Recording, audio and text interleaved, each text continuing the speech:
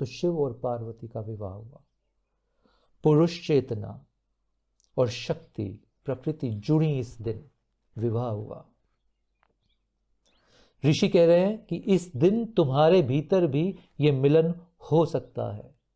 तुम्हारे सारे खंडित मन के सारे खंड मिलके अखंड हो सकते हैं। इस दिन का लाभ उठा लो, क्योंकि सृष्टि की सारी ऊर्जाएं सहायक हैं इस दिन तुम्हें अखंड बनाने में। अनिश जी, हमारा पहला प्रश्न राहुल गुरुग्राम से पूछ रहे हैं। महाशिवरात्रि को लेकर ही इनका प्रश्न है। ये पूछ रहे हैं, प्रणाम गुरुजी, महाशिवरात्रि का क्या महत्व है और मैं घर पर रहते हुए इसका लाभ कैसे प्राप्त कर सकता हूँ, यदि मैं मंदिर या आश्रम जाकर पूरी रात साधना नहीं कर सकता? okay. कुछ चीजें समझते हैं महाशिवरात्रि के लिए। पौराणिक कथाएं भी हैं, उन कथाओं पे आएंगे, बट एक बेस समझते हैं हम पहले। इस पृथ्वी पे जब हमने जन्म लिया इस शरीर में, हम जानते हैं कि ये पंच भौतिक शरीर है, यानी 5 एलिमेंट से, 5 तत्वों से बना शरीर है। इन तत्वों को भी हम जानते हैं, पृथ्वी तत्व, जल तत्व, अग्नि तत्व, वायु तत्व, आकाश तत्व। इन 5 तत्वों से ये पूरी सृष्टि और इन 5 तत्वों से ही हमारे शरीर का निर्माण हुआ है। इन 5 तत्वों के ऊपर जिस पृथ्वी पे हम रह रहे हैं उसका बड़ा प्रभाव है। पृथ्वी के ऊपर पृथ्वी में एक गुरुत्वाकर्षण शक्ति है। ये शक्ति हमारे इन 5 तत्वों को खींच के रखती है। तो एक इस पृथ्वी के आसपास एक एनवायरनमेंट, एक एटमॉस्फेयर बनता है और हमारे शरीर का एक एटमॉस्फेयर है जिस गुरुत्वाकर्षण के बल की वजह से हम पृथ्वी पे टिके रहते हैं। ये हम सब समझते हैं। हमारे आसपास के जितने ग्रह हैं उन सब ग्रहों का भी हमारे ऊपर बहुत प्रभाव पड़ता है। सूर्य, बहुत प्रभाव है सूर्य का सारे जीवन पे। सूर्य नहीं होंगे तो हमारा जीवन नहीं होगा। सिमिलरली चांद का बहुत प्रभाव है हमारे 5 एलिमेंट्स के ऊपर, और सबसे ज़्यादा प्रभाव पड़ता है हमारे जल तत्व पे। तभी आप देखो, चांद का प्रभाव से ही समुद्र में ज्वार भाटे आते हैं, वेव्स आते हैं। हर ग्रह का जो भी पृथ्वी के बहुत समीप दायरे में है, उस ग्रह की, उस प्लैनेट की शक्तियों का प्रभाव पृथ्वी पे और पृथ्वी पे रहने वाले जीवों पे पड़ता है। क्यों हम पे उसका प्रभाव पड़ता है? क्योंकि जैसे चांद का प्रभाव हर जल के स्रोत पे पड़ता है, चांद का गुरुत्वाकर्षण जल को अपनी ओर खींचता है, तभी वनस्पति जगत में रसधार ऊपर की तरफ बहती है चांद के मूवमेंट से। इसी तरह हमारा शरीर जो 70% पानी है, उस पे भी चांद का बहुत प्रभाव पड़ता है। एक बात। दूसरी बात, ये हम पूरा जीवन एक चक्र है, घूमता रहता है। 24 घंटे एक चक्र है, घूमता रहता है। फिर उसी समय सूर्य निकलता है, फिर उसी समय चांद आता है, उसी समय रात होती है, फिर उसी समय दिन होता है, पूरा दिन। इसी तरह पूरा साल एक चक्र में चलता है। ये चक्र कैसे चल रहा है? ये समय का चक्र। इस समय के चक्र पे हर ग्रह अपनी अपनी पोजीशन चेंज करता रहता है। तो इस पूरे ब्रह्मांड में राहुल, सारी चीजें सतत एक चक्र में चल रही हैं, एक सर्कुलर मोशन में चल रही हैं।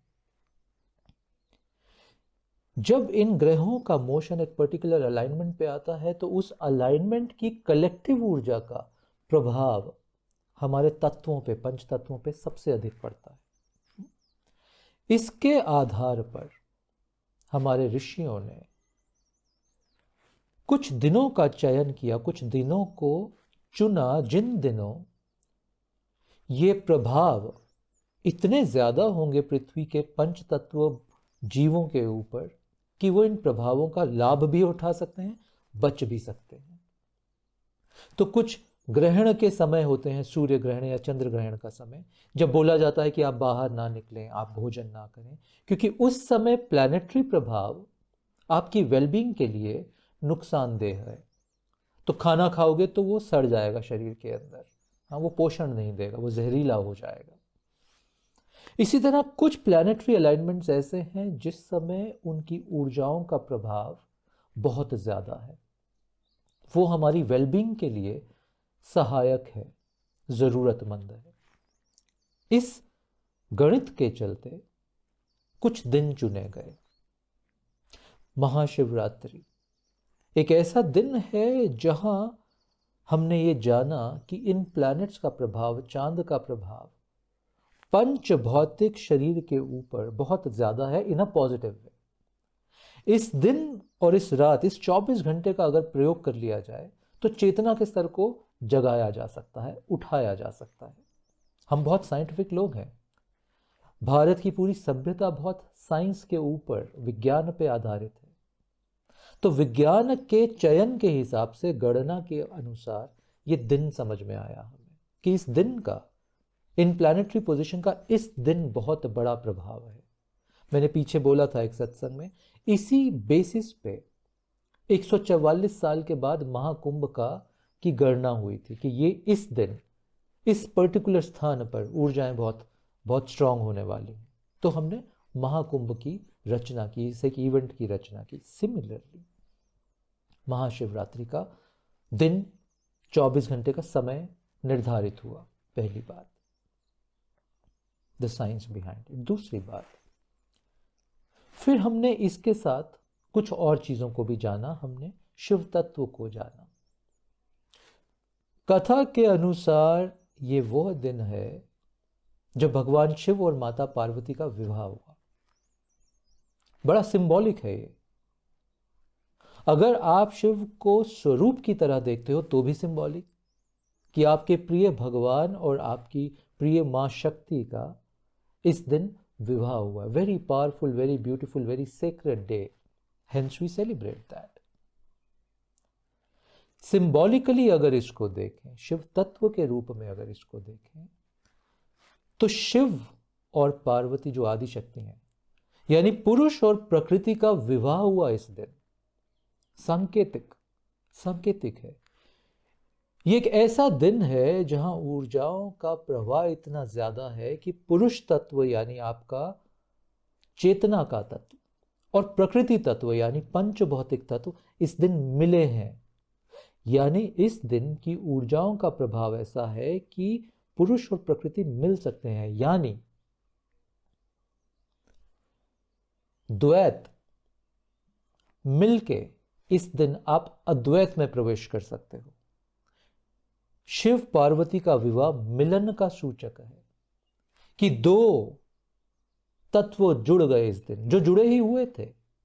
शक्ति शिव का ही पार्ट है, जुड़ी ही हुई थी, बट सिंबॉलिक, कि जब शिव और शक्ति अलग हुए और इस सृष्टि का निर्माण हुआ चेतना की दृष्टि से, जब ये दोनों तत्व वापस मिलेंगे, व्हाट वी कॉल एज मोक्ष, एनलाइटनमेंट, वही निर्वाण का, समाधि का समय है, वही समाधि का स्पेस है, समाधि की स्थिति है, जब ये दोनों तत्व मिल जाएंगे, जब प्रकृति विलीन हो जाए वापस पुरुष में, जब ये दो जो आपके जहन में, आपका मन हमेशा दो में यानी अनेकों में खंडित है, जब ये खंड सारे मिलके, जैसे पारा होता है ना, उसके अलग अलग छोटे छोटे टुकड़े हैं, जब ये पारा का टुकड़ा सब मिल गए, ये सारे खंड जो आपके मन ने बनाए हैं, ये सारे खंड जुड़ गए आपस में, आप अखंड हो गए, एक हो गए, अद्वैत हो गए। आप में, मुझ में, इसमें, उसमें, ये जितने अंतर हैं हमारी समझ के, ये विलीन हो गए। डुअलिटी, द्वैत विलीन हो गया, अनेक विलीन होके एक हो गए। ये वह दिन है, सांकेतिक ये देशना दी गई कि इस दिन का प्रयोग कर लिया जाए तो हमारे भीतर के सभी खंड जुड़ सकते हैं। समस्या क्या है आदमी की आज? एक ही समस्या है, भोजन समस्या नहीं रही अब हमारी, एक ही समस्या, सर्वाइवल समस्या नहीं, एक ही समस्या। हम खंडित हो चुके, हृदय एक तरफ जाने को बोलता है, मन खंडों में बंटकर हर एक खंड में जाने की कोशिश करता है। जहां होते हो वहां सुख नहीं पाते, कहीं और सुख की कामना करते हो। जो मिला है उसमें सुख नहीं मिलता है, कहीं और सुख की कामना होती है। जो मैं हूं उसमें मैं आनंदित नहीं हूं, कुछ और हो जाऊं की दौड़ रहती है हमेशा। ये खंड है हमारे मन के खंड ने ही, या मन के खंडों ने ही हमें भटका रखा है। यही मन का भटकाव है, यही हमें अपने केंद्र पे आने नहीं देते।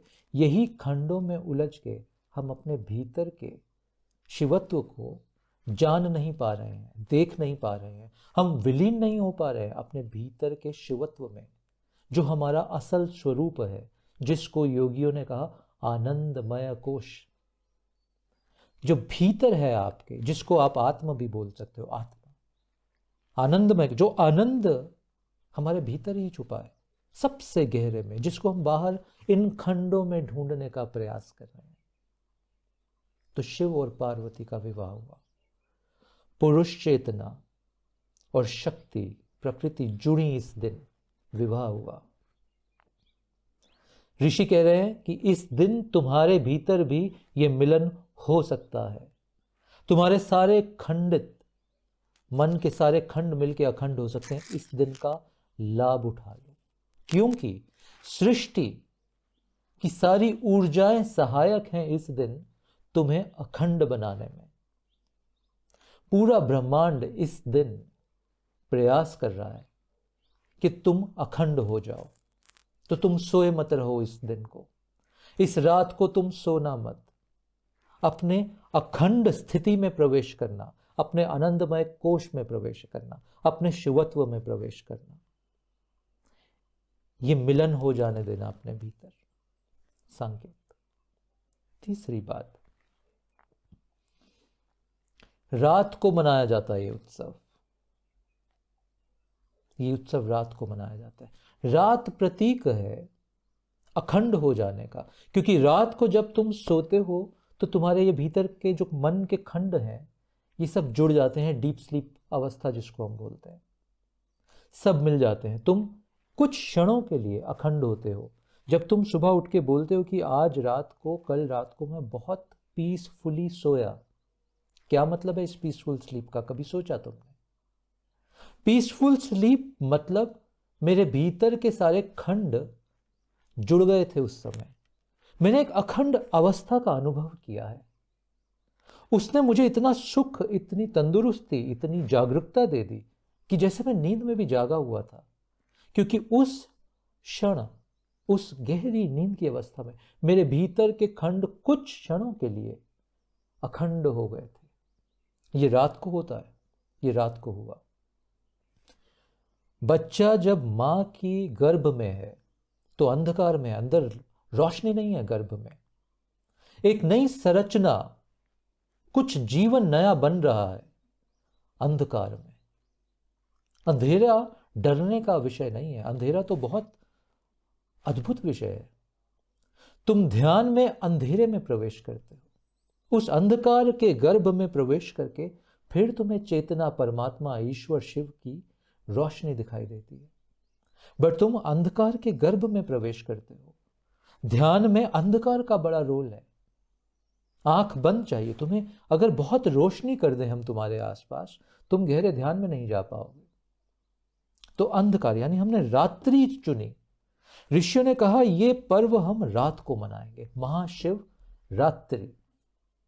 अब रात्रि के दो पहलू हैं।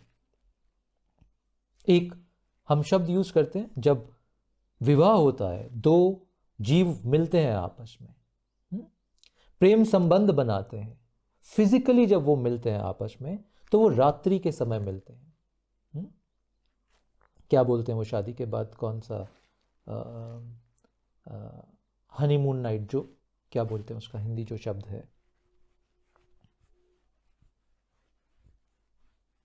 वटेवर, मैं भूल गया अभी वो शब्द। हाँ, द हनीमून नाइट। ये रात को, ये पुरुष और स्त्री के मिलन का समय हमने रात को बनाया, क्योंकि रात में मिलन संभव है, रात में मिलन का एक अलग सौंदर्य है। तो रात का इस्तेमाल हुआ at the lowest level of physicality, शरीर के लोएस्ट स्तर पे पुरुष और स्त्री के मिलने के लिए रात का समय, सुहाग रात।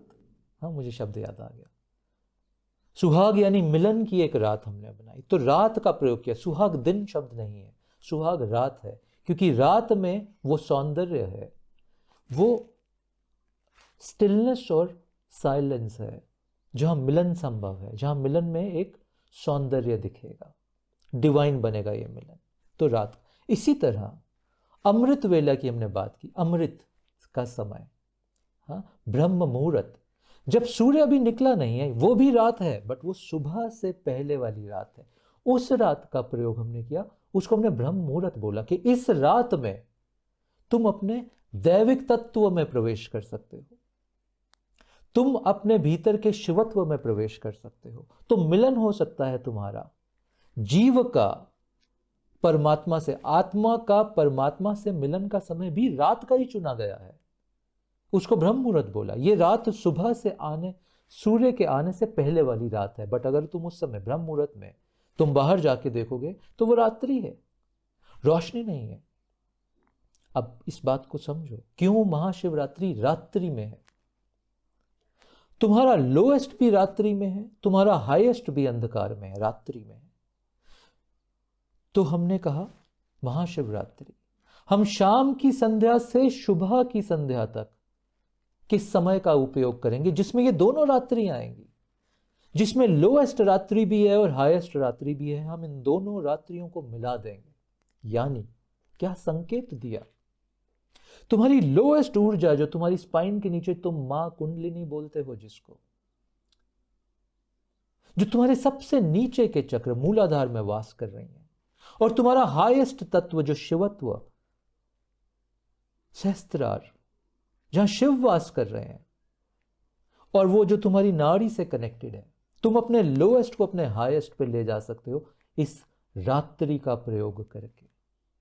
रात के हर पहर का प्रयोग करके तुम अपने लोएस्ट ऊर्जा को अपनी हाईएस्ट स्तर पे लेके जा सकते हो, महाशिवरात्रि। और पूरा ब्रह्मांड तो सपोर्ट कर ही रहा है, इसलिए यह रात्रि में मनाया जाता है। यह डांस का फेस्टिवल नहीं है, मगर इसमें नृत्य है, क्योंकि महाशिवरात्रि के दिन ही शिव ने तांडव भी किया था। यह सृजन का तांडव था, यह सृष्टि के निर्माण का तांडव था। यह कौन सी सृष्टि के निर्माण का तांडव है? बाहर की सृष्टि का नहीं, यह भीतर की सृष्टि के निर्माण का तांडव था। भीतर की सृष्टि का निर्माण क्या होता है? जब तुम्हारे मन के खंड जुड़ जाते हैं, तुम अखंड हो जाते हो, प्रकृति परमात्मा में प्रवेश कर जाती है, तो भीतर की सृष्टि का जन्म होता है। तुम्हारे भीतर के शिवत्व की सृष्टि का जन्म होता है, तुम्हारे भीतर यह तांडव खिलता है। तुम भी इस नृत्य को करते हो। अब यह नृत्य बाहरी नहीं रहा, यह भीतर का नृत्य हो गया, ये जुड़ने, ये मिलन का नृत्य हो गया, ये अखंड होने का नृत्य हो गया, ये अद्वैत का नृत्य है। ये तांडव भी शिव ने इसी रात को किया था। तो डमरू बजा के, नृत्य करके शिव तुम्हें बार बार तुम्हारी चेतना को जगा रहे हैं कि इस रात तुम भी इस तरह नृत्य करके प्रवेश कर जाओ अपने शिवत्व में, अपनी प्रकृति को, अपने परमात्मा, अपने शिव से जोड़ लो, अपने लोएस्ट को अपने हाईएस्ट से मिला दो। इस रात का उपयोग कर लो, प्रयोग कर लो। यहां इसके आधार पे ये पूरा महाशिवरात्रि का पर्व, उसके पीछे की कहानियां, उसके पीछे की साइंस का जन्म हुआ। सौभाग्य है हमारा, हम इस भूमि पे जन्म लिए जहां ऐसी दिनों को चूज किया गया है साइंटिफिकली, जहां हम सिर्फ पार्टी नहीं करते हैं, हमारे लिए ये आध्यात्म का पर्व होता है। हम ध्यान करते हैं इस रात को, हम अलग अलग माध्यम से, जप से, कीर्तन से, ध्यान से, यज्ञ से, नृत्य से अपने शिवत्व को जगाते हैं, इस मिलन में प्रवेश करते हैं, इस अखंड अवस्था को पाने का सतत प्रयास करते हैं। ये भारत भूमि का अद्भुत ट्रेडिशन, संकेत, दृष्टि है ये हमारी। तुम आश्रम मंदिर जा सको तो बहुत सुंदर, क्योंकि आश्रम मंदिर ऊर्जा के केंद्र हैं। अगर वो स्पेशली जीवित ऊर्जा यानी कॉन्सेक्रेटेड मंदिर या आश्रम है, तो वो जीवंत ऊर्जा के केंद्र बन गए हैं। वहां पे तुम इसका बहुत लाभ उठा पाओगे। इस रात की ऊर्जा वहां ज्यादा इंटेंस होगी, ज्यादा गहरी होगी, तुम वहां ज्यादा इसका उपयोग कर पाओगे। मगर किसी वजह से अगर तुम ये किसी मंदिर, किसी आश्रम जाके इस रात का लाभ नहीं उठा पा रहे, तो भी जो बातें अभी मैंने तुमसे साझा की, तुम अपने भीतर के दोनों ऊर्जाओं को तो मिला सकते हो। अपने मूलाधार को अपने सहस्त्रार पे लेके जाने का प्रयास तो कर सकते हो। तुम शिव की याद में इस रात को तो बिता सकते हो। तुम शिव की स्तुति में, आराधना में, शिव के प्रेम में अपने मन के खंडों को परे रख के एक शिव के प्रेम की धारा में तो बह सकते हो, तुम जहां भी हो। अच्छा होगा तुम कुछ साधक मित्रों के साथ बैठ के, क्योंकि हमारी खुद की जो धाराएं हैं ना, अनफॉर्चुनेटली वो बड़ी पतली हो चुकी हैं, गहरी नहीं हो रही हमारी चेतना की धाराएं, हमारे मन की धाराएं, हमारी संकल्प की धाराएं। हमारी अकेली धारा ना बहुत जल्दी सूख सी जाती है। हम थोड़ी देर किसी कीर्तन में, किसी शिव स्तुति में बैठेंगे, मन विचलित हो जाता है। हाँ, तुम 5 मित्रों के साथ, 5 साधक मित्रों के साथ अगर इसी प्रोसेस में बैठोगे, ध्यान करने बैठोगे इस रात को, तो ये 5 मित्रों की जो थोड़ी थोड़ी थोड़ी धाराएं हैं, सब मिल जाएंगी, एक बड़ी धारा बनेगी। तुम एक दूसरे को इन्फ्लुएंस करोगे, तुम्हारी धाराएं मिलके एक कलेक्टिव ऊर्जा का केंद्र बनाएंगे। और ये जब ये कलेक्टिव बनता है, यहां 1 और 1 11 हो जाते हैं, 2 नहीं होते हैं। ये कलेक्टिव प्रोसेस काम करता है। जिसकी भी धारा वीक होगी, बाकी धाराओं की जो कलेक्टिव ऊर्जा बनी है, ये उसकी धारा की ऊर्जा को भी उठा लेगी। तुम्हें अखंड में प्रवेश करना आसान लगेगा।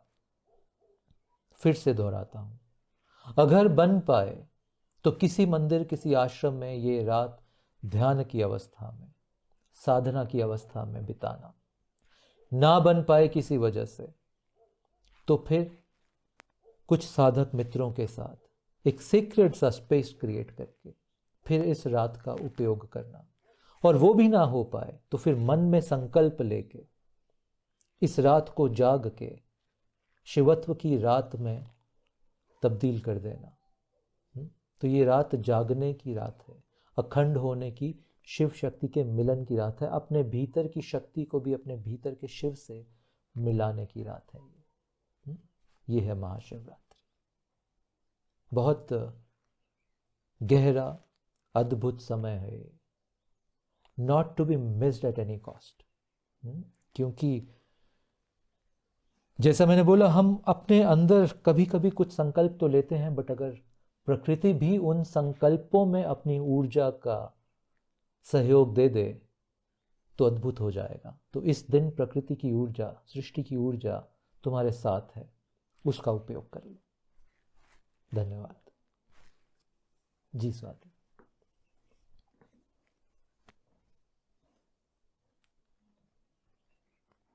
एक मिनट स्वाति, उससे पहले वैसे तो साधु आश्रम में हमारे लिए बहुत महाशिवरात्रि का अद्भुत, गहरा, पूरी रात का एक पर्व, जुड़ने का पर्व मनाया जाता है। इस साल भी मनाया जा रहा है, बट हम वो अभी व्यवस्था हमारी ऐसी नहीं है कि वो हम उसको लाइव ब्रॉडकास्ट करके आपको उसमें शामिल कर पाएँ। अगर आप अपने घर में भी बैठे हैं तो तो हो सके तो किसी मंदिर, आश्रम में जाके इस रात का लाभ उठाना, हो सके तो।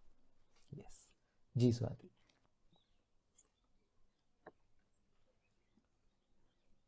हमारा अगला प्रश्न बलबीर कौर जी पूछ रही हैं। ये पूछ रही हैं, मैं बहुत अधिक सोचती हूँ, न केवल अपने बारे में बल्कि दूसरों के बारे में भी, जिसकी वजह से मैं ठीक से सो नहीं पाती। कोई समाधान बताएं। श्री जी, इसके अगला प्रश्न भी मिलता जुलता ही है, मैं वो भी, अगर आप कहें तो मैं वो भी पूछ जी। अगला प्रश्न बलजीत सिंह आहूजा जी पूछ रहे हैं। प्रणाम आचार्य जी। भगवान की कृपा से मैं पांडे जी द्वारा निर्धारित दिनचर्या के अनुसार प्रतिदिन प्रातः 4:15 बजे जाग जाता हूँ और श्री गुरु नानक देव जी द्वारा प्रदान किए गए गुरु मंत्र का जप करने का प्रयास करता हूँ, परंतु मेरा मन बार बार इधर उधर भटक जाता है, कभी कार्यों की चिंता में, कभी व्यवसाय में, तो कभी बच्चों के विचारों में। कृपया मेरा मार्गदर्शन करें कि मैं अपने मन को इस पवित्र गुरु मंत्र में कैसे एकाग्र कर सकता हूँ। यदि यह विषय सार्वजनिक रूप से साझा नहीं करने योग्य ना हो तो आप मुझे व्यक्तिगत रूप में भी मार्गदर्शन देने की कृपा करें। सादर मंत्र। ओके। तो एक मित्र कह रहे हैं कि उनके मन में इतने विचार आते हैं कि वो रात को सो भी नहीं पाते हैं ठीक से। और एक मित्र कह रहे हैं कि वो गुरु मंत्र पे जाप भी करते हैं मगर मन और विषयों में, परिवार के, बिजनेस के, इसके उसके विषयों में भटक जाता है। सुंदर प्रश्न है, दोनों एक ही प्रश्न है, अलग अलग ढंग से पूछे गए हैं। और सुंदर इसलिए है क्योंकि ये हर साधक की या हर व्यक्ति की इस पृथ्वी पे, जो मैंने बोला ना, ये सबसे बड़ी प्रॉब्लम है हमारी, मन का भटकाव। क्या किया जाए इसके लिए? तो पहले थोड़ा सा हम मन को समझ लेते हैं। ये मन क्या है और ये काम कैसे करता है, इसका स्वरूप क्या है, इसका तरीका क्या है। मन को अंग्रेजी में ही हम माइंड बोलते हैं। अभी मैं अगर आपको बोलूं कि आप अपने भीतर ढूंढो और मुझे बताओ मन है कहां पे आपका, आप ब्रेन बता सकते हो, यानी मस्तिष्क अलग शब्द है, वो मस्तिष्क अलग शब्द है, हृदय अलग शब्द है, मन अलग शब्द है। तो आप बता सकते हो हृदय यहां धड़कता है, मस्तिष्क यानी ब्रेन यहां है, मन कहां पे है? ये मेरा हाथ है, ये मेरी आंख है, ये मन कहां पे है मेरा, जिसने मुझे इतना भटकाया हुआ है, जिसने मुझे खंडित किया हुआ है। तो आप लोकेट नहीं कर पाओगे मन को, क्योंकि मन कोई फिजिकल एंटिटी है नहीं हमारे भीतर, हवा है ये, भूत जैसा है जो है नहीं, प्रतीत होता है। फिर से बोलता हूं, जो है ही नहीं बट प्रतीत होता है। और ये प्रतीत कैसे होता है? ये जो नहीं है ये है कैसे बन गया है? विचार आते हैं हमें, विचारों का एक सतत प्रवाह मन है। एक विचार आया, दूसरा विचार आया, तीसरा विचार आया, ये विचारों का जो एक प्रवाह है ये मन है। और ये विचार, मजे की बात है, अलग अलग विषयों के आते रहते हैं। ये बंदर की तरह है जो उछल के कभी ये कभी वो कभी वो, एक लाइन पे नहीं आते हैं। ये जो उछल कूद चलती रहती है हमारे भीतर, विचारों की, भावों की भी उछल कूद चलती है, इमोशंस की भी उछल कूद चलती है, ये इसको कलेक्टिवली हम मन बोल रहे हैं। तभी आपने बोला कि कभी मन मेरा भटकता है अपने ऊपर एक ज्यादा विचारों में, कभी किसी और के ऊपर ज्यादा विचारों में, कभी व्यापार का विचार, कभी घर परिवार का विचार। ये भटकता है और ये भटकता ही रहेगा। एक राज है इसके पीछे।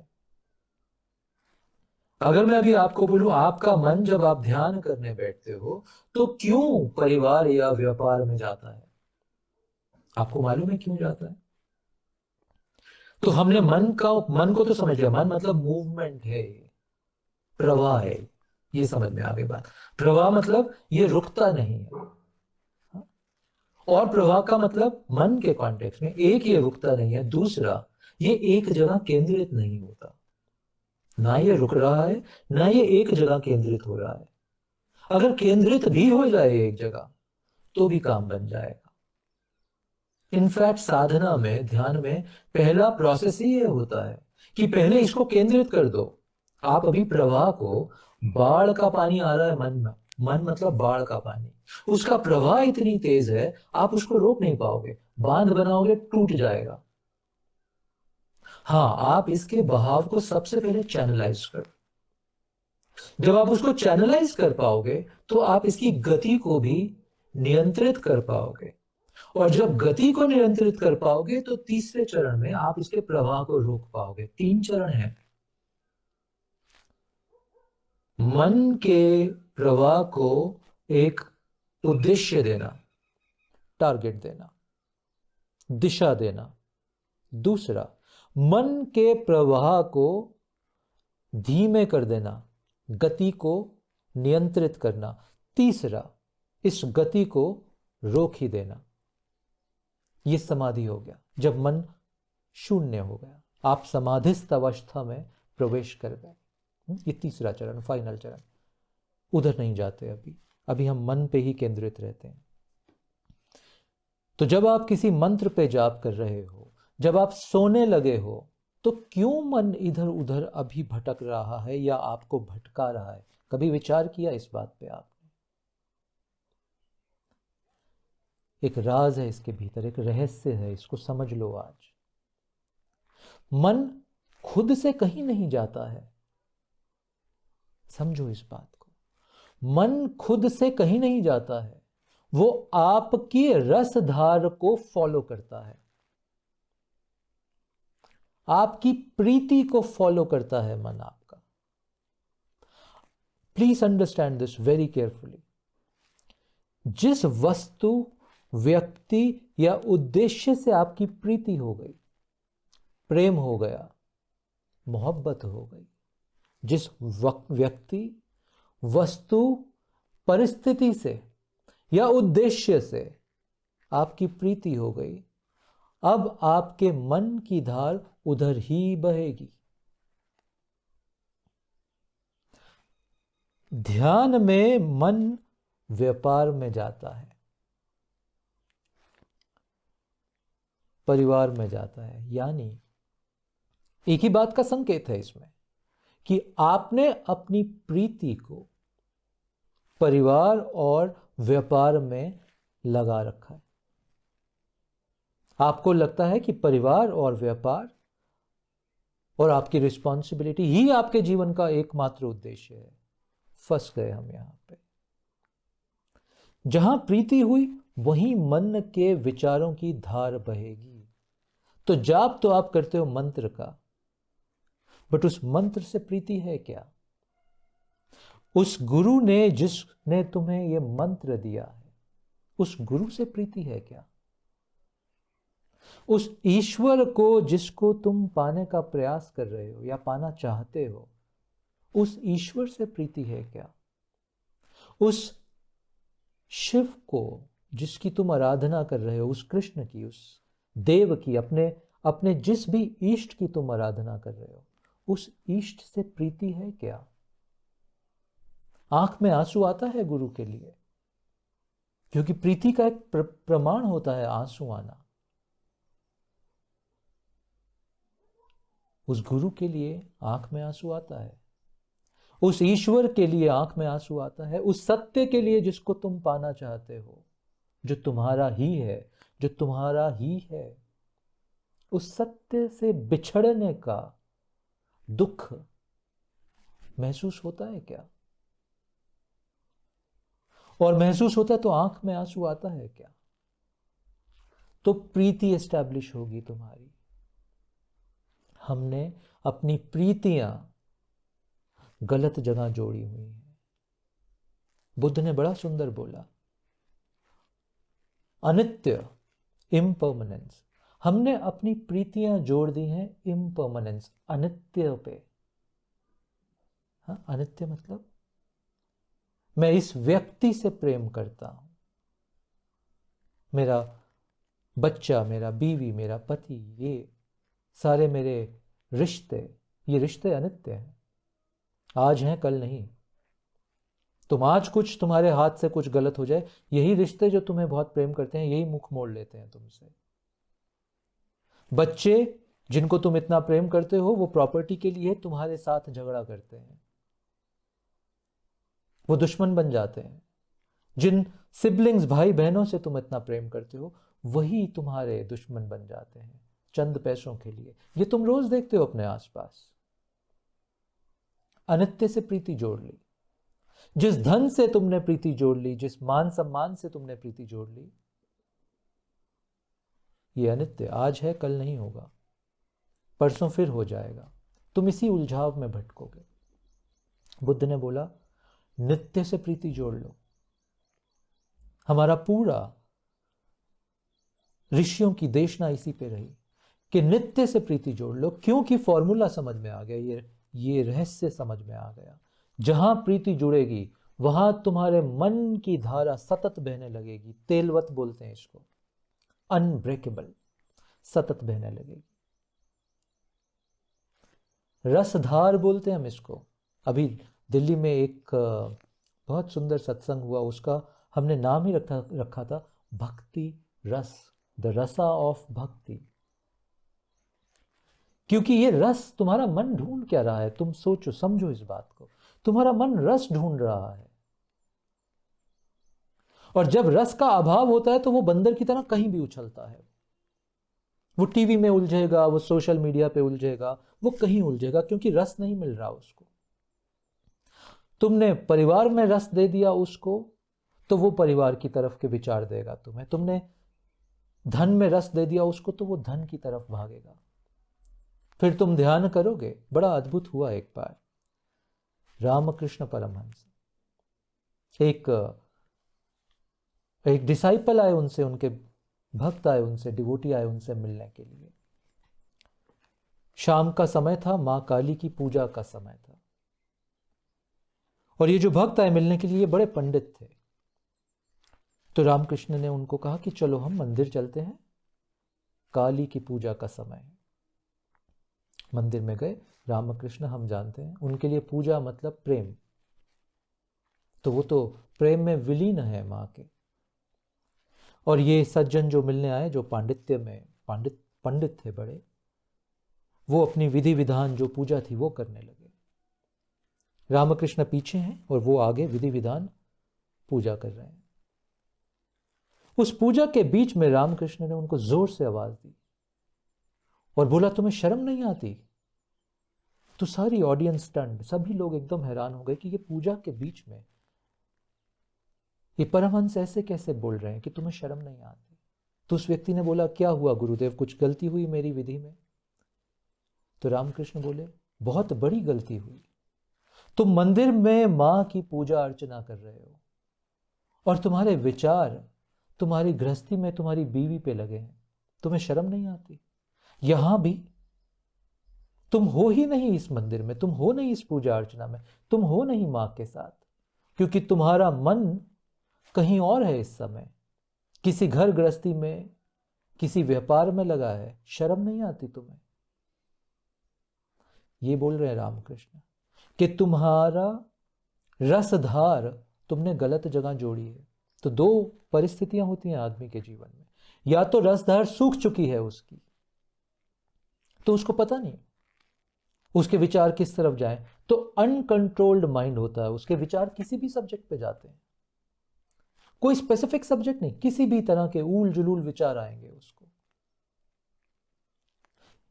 और कुछ लोग जिनके जीवन में फिर भी कुछ रसधार बची है, वो रसधार उन्होंने अनित्य विषयों पे लगाई है, इम्पर्मानेंट विषयों पे लगाई है। और इम्पर्मानेंट विषय बबूलों की तरह है, पानी के बुलबुलों की तरह, फटते रहते हैं, आते रहते हैं, स्टेबल ही नहीं हो पाते। तो ये रसधार स्टेबल नहीं हो पाती है। ये कारण है दुख का। तो ध्यान तुमसे होगा नहीं कभी, जब तक अपने गुरु के प्रति तुम्हारी प्रीति नहीं जागी, जब तक ध्यान के प्रति तुम्हारी प्रीति नहीं जागी, जब तक सत्य के प्रति तुम्हारी प्रीति नहीं जागी। कैसे करोगे ध्यान? क्योंकि ध्यान मतलब रसधार को केंद्रित कर देना। ये जो वेग है मन का, इसको केंद्रित कर देना, इसकी गति को नियंत्रित कर लेना ध्यान है। और ये फॉलो कर रहा है तुम्हारी रसधार को, तुम्हारी प्रीति को। तो मूल में प्रश्न मन का है ही नहीं।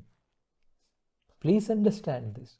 मूल में प्रश्न मन का है ही नहीं, मूल में प्रश्न है रस का, प्रीति का।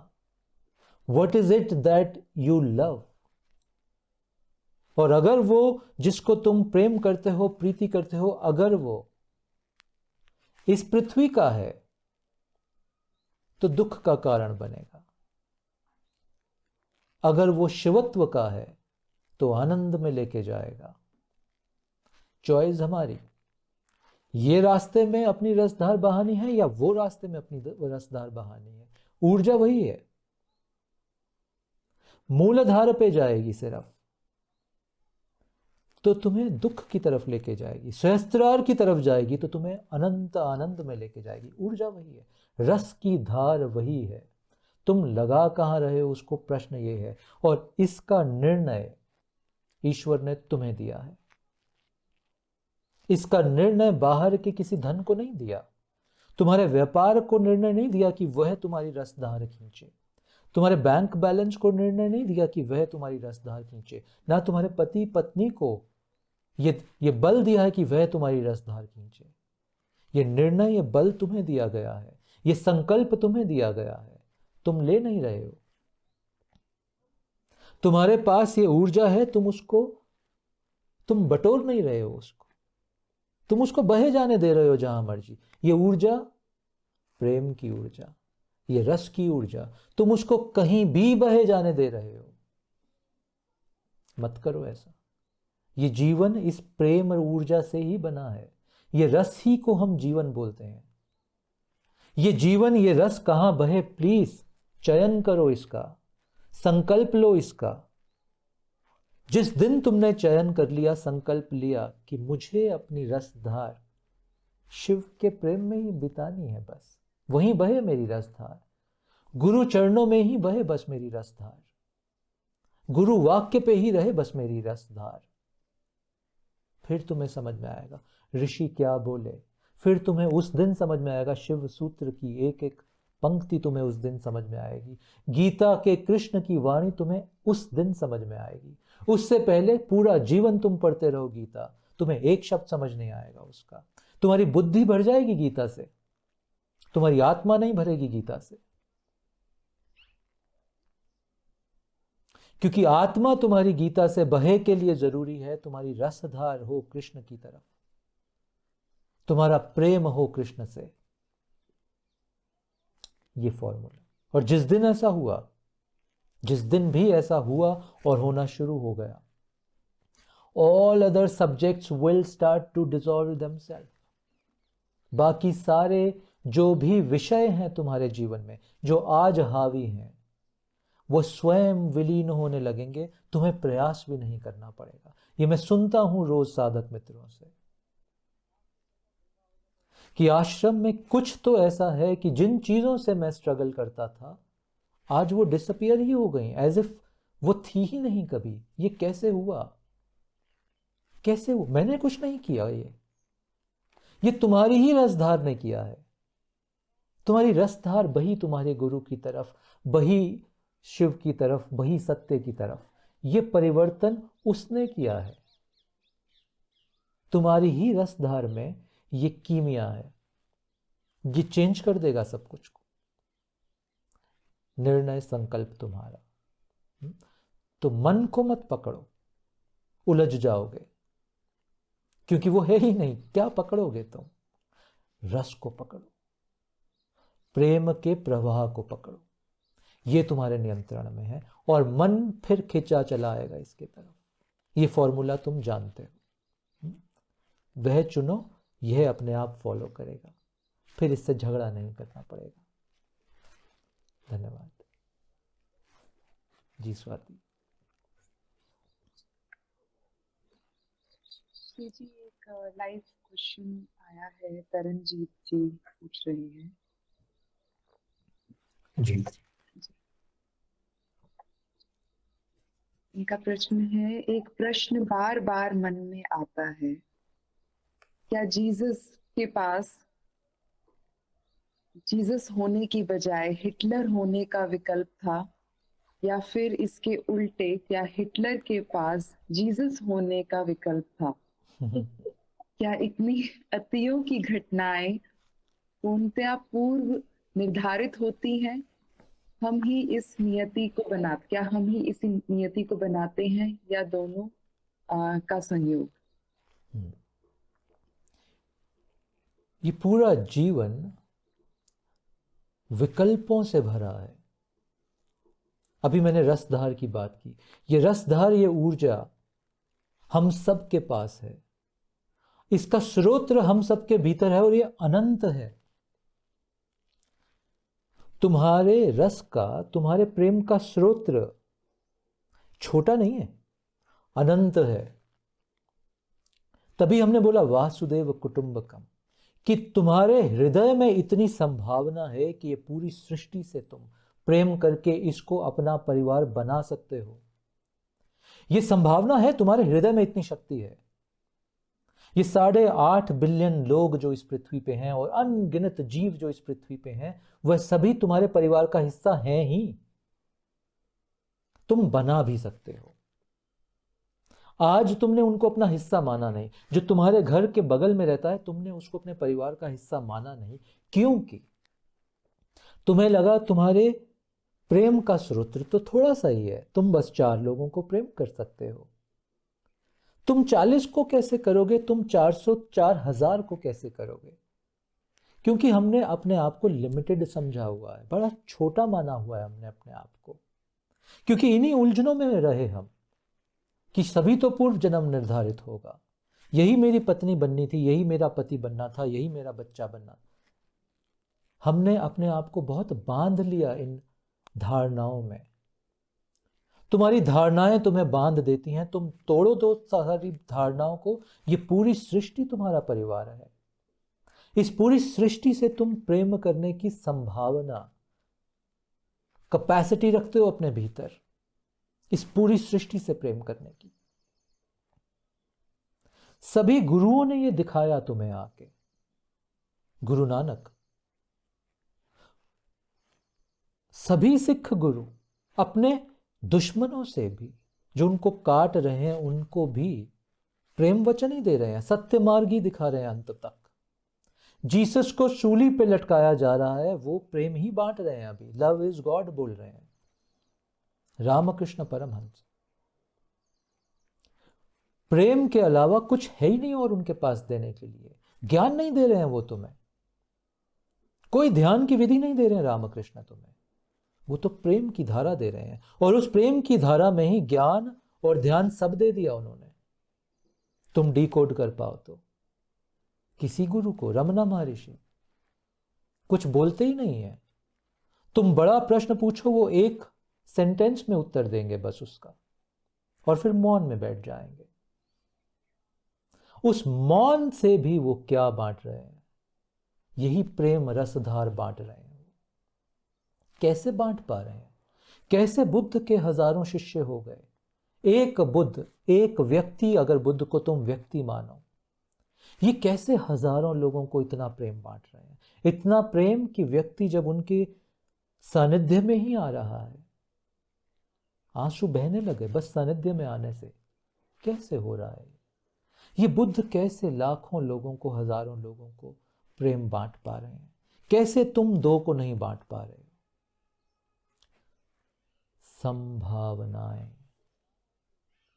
ये पूरा संसार मान्यताओं और संभावनाओं का जोड़ तोड़ है। फिर से कहता हूं, ये पूरा संसार जिसको तुम अपना जीवन कहते हो, तुम्हारा जीवन मान्यताओं का और संभावनाओं का जोड़ तोड़ है बस। तुमने मान्यता मानी कि मैं तो हिटलर बनने के लिए पैदा हुआ हूं, अब तुम्हें हिटलर बनने से कोई नहीं रोक सकता। तुमने मान्यता मानी मैं तो बुद्ध बनूंगा, बुद्धत्व ही मेरी नियति है बुद्धत्व, बुद्ध होना ही मेरी नियति है। तुम्हें बुद्ध होने से कोई नहीं रोक सकता, क्योंकि मान्यताओं से संभावनाएं खुल रही हैं या बंद हो रही हैं। Please understand this. तुम्हारी मान्यताओं से तुम्हारी संभावनाएं जीवित हो रही हैं या मर रही हैं। बुद्ध जब पैदा हुए, तुमने कहानी सुनी, एक बहुत बड़े एस्ट्रोलॉजर आए। उन्होंने बुद्ध के जो पत्री, बुद्ध के नक्षत्र ग्रह देखे, और उन्होंने कहा संभावना है इस व्यक्ति के अंदर। क्या है? संभावनाएं है इस व्यक्ति के अंदर, ये बहुत बड़ा राजा बन सकता है, चक्रवर्ती सम्राट हो सकता है। या संभावना है इस व्यक्ति के अंदर, ये बहुत बड़ा भिखारी बन सकता है, चक्रवर्ती भिखारी बनेगा। ये संभावना है इस व्यक्ति के अंदर। पिता ने कहा मैं तो राजा हूं, मेरा बेटा तो चक्रवर्ती सम्राट ही बने। सारी सुविधाएं ऐसी क्रिएट कर दी, सारा सिस्टम ऐसा क्रिएट कर दिया कि बुद्ध चक्रवर्ती सम्राट की तरफ ही बने, उसी तरफ जाएं। बुद्ध तो बुद्ध हैं, कुछ जीवन जिया उन्होंने, बुद्ध ने, सिद्धार्थ ने, ऐश्वर्य में, भोग विलास में। एक चक्रवर्ती सम्राट बनने के लिए जो गुण चाहिए वो गुण अर्जित किए। तलवारबाजी, तुम सोच सकते हो, बुद्ध जो कंपैशन का प्रतीक है, तलवारबाजी में निपुण थे। कोई टिक नहीं पाता था बुद्ध के सामने, जिसको हम आज मार्शल आर्ट बोल रहे हैं। बुद्ध निपुण थे उसमें। मान्यताएं, मान्यता थी बुद्ध की कि हां यही तो मार्ग है, भोग विलास राज्य साम्राज्य, यही एक मार्ग है। फिर एक दिन एक वृद्ध व्यक्ति को देखा, मान्यता हिली कि ओ, जीवन में वृद्धावस्था भी आएगी। जो पहले मान्यता थी थोड़ी टूटी, मान्यताएं हिली, क्योंकि देखा बुद्ध ने। एक बीमार व्यक्ति को देखा, मान्यता हिली कि ओ, शरीर के ये परिणाम होते हैं। पूछा अपने साथी से कि क्या ये सभी के साथ होता है? साथी ने बोला जी सिद्धार्थ, ये तो सभी के साथ होता है। शरीर तो जरा जीर्ण सभी का होता है।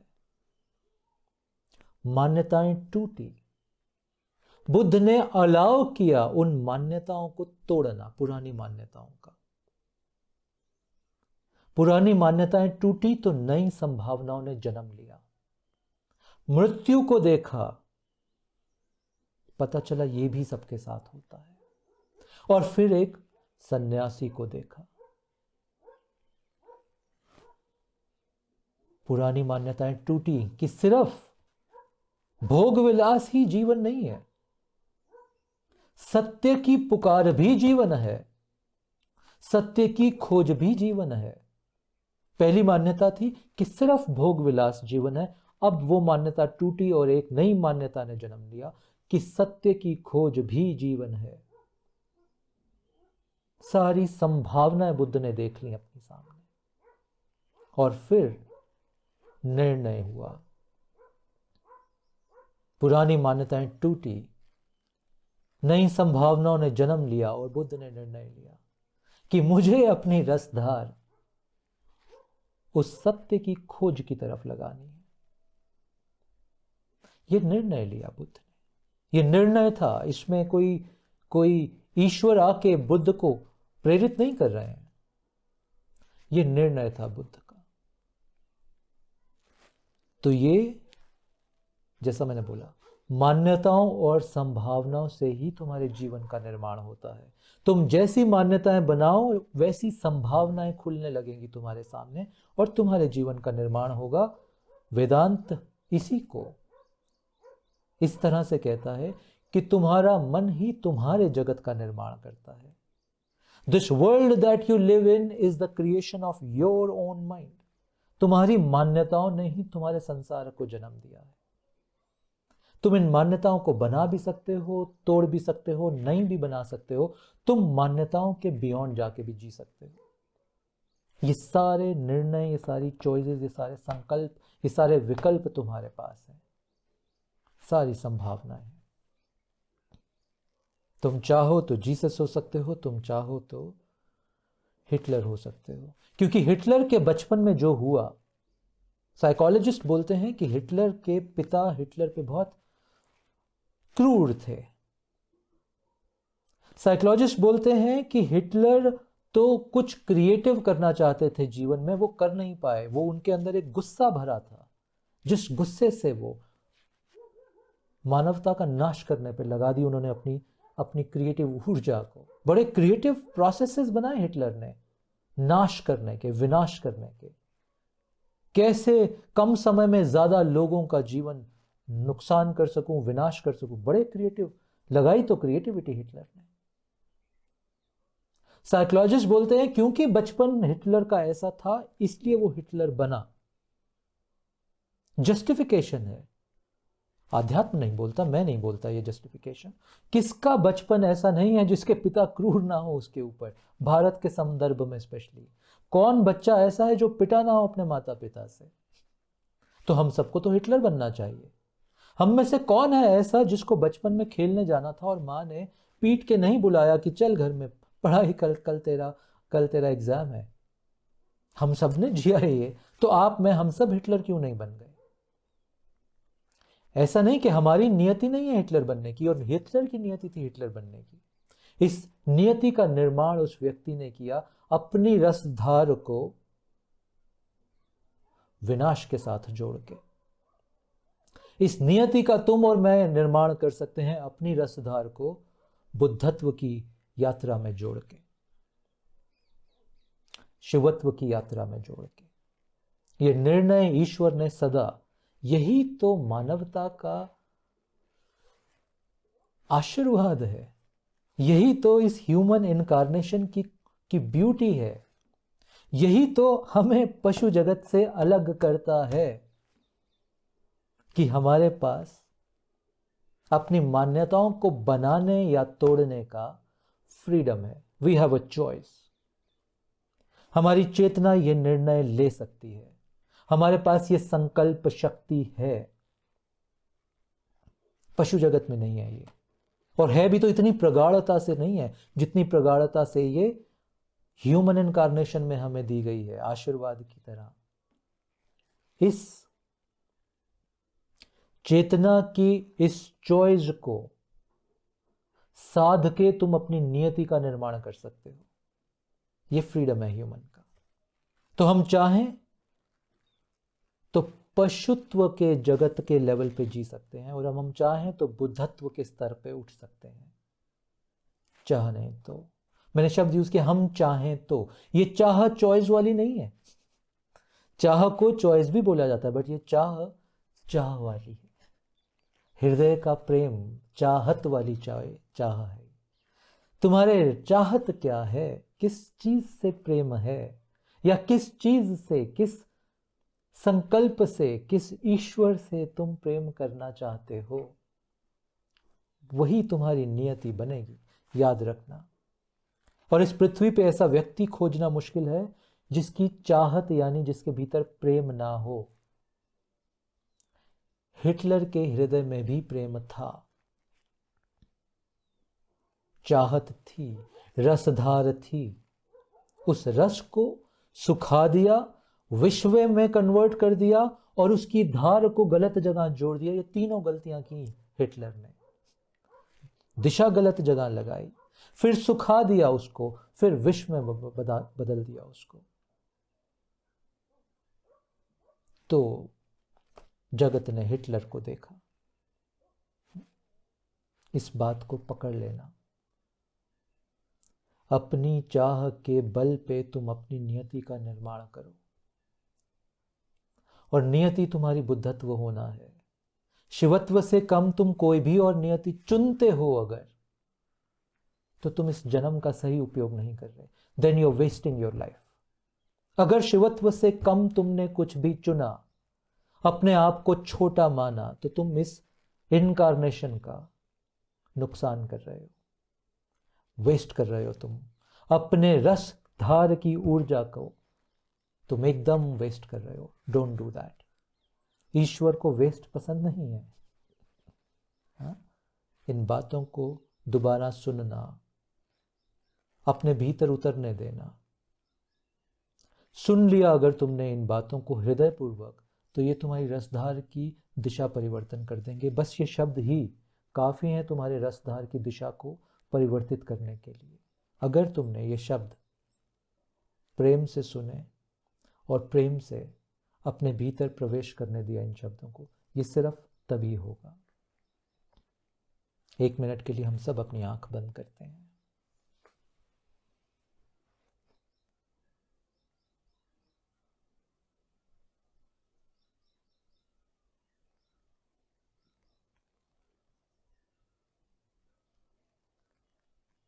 इस मौन में।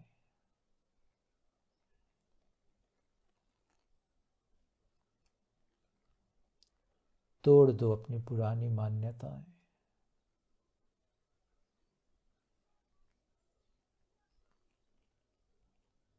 स्वीकार करो इस नए जीवन को।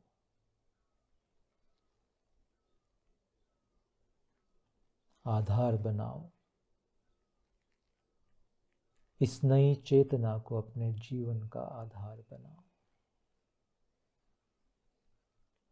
पहचानो अपनी शक्ति को, अपनी नियति का निर्माण करने के लिए। और जानना इस बात को, जब तक सांस चल रही है तब तक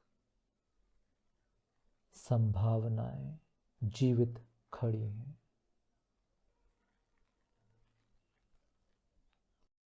एक गहरी सांस खींचिए भीतर।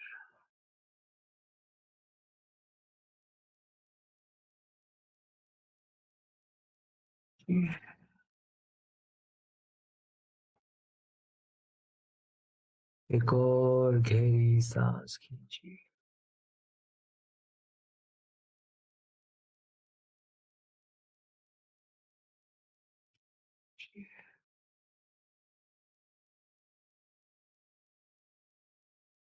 एक और लंबी गहरी सांस।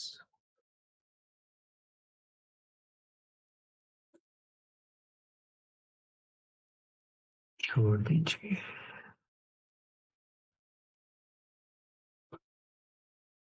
इस प्रेम, इस विश्वास, इस नई अनुभूति के साथ चेहरे पे एक सुंदर मुस्कुराहट के साथ धन्यवाद की, ईश्वर के प्रति, गुरु के प्रति धन्य भाव से धीरे धीरे हम अपनी आंखें खोलते हैं। ओम तत्सत। ओम तत्सत। ओम तत्सत।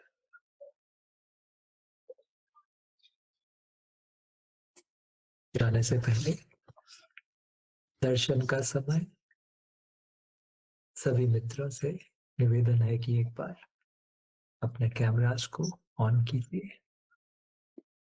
ब्यूटीफुल। कितने प्रभुलीन चेहरे हैं इस समय आपके, जानते हैं आपके पास। हमारी सुषा कैलिफोर्निया से हमारे साथ है, संजय मखीजा जी बॉम्बे से, Vivek ji, Sonal, Shashi, Ankur, Yash ji, Taranjeet ji, so many of you, Neelima, Neerja. मैं सबके नाम तो नहीं पढ़ पाऊंगा, बहुत मैं देखना चाह रहा हूँ बस आपको इस समय। कितनी सुंदर भाव अवस्था में आप सब। ब्यूटीफुल। ये कलेक्टिव इज अ ब्लेसिंग। ये धाराओं का जुड़ जाना, इस तरह से स्क्रीन पे भी जुड़ जाना इज अ ब्लेसिंग। इसको, इस मूवमेंट को, इस ऊर्जा को अपने हृदय में बसा लो। और आशा करता हूँ आप में से कुछ मित्र तो हम 2 दिन बाद शिवरात्रि पे साथ में होने वाले हैं। जो मित्र नहीं भी हो पा रहे, अभी भी समय है, प्रयत्न कर लीजिए। Some days should not be missed. और फिर भी नहीं आ पा रहे तो मेरा प्रेम, हम सब का प्रेम, आश्रम वासियों का सभी का प्रेम और हम सभी का स्नेह आपकी यात्रा में सदा आपके साथ है। जल्दी मिलेंगे। बहुत बहुत धन्यवाद। ओम नमः शिवाय। ओम नमः शिवाय। ओम नमः शिवाय।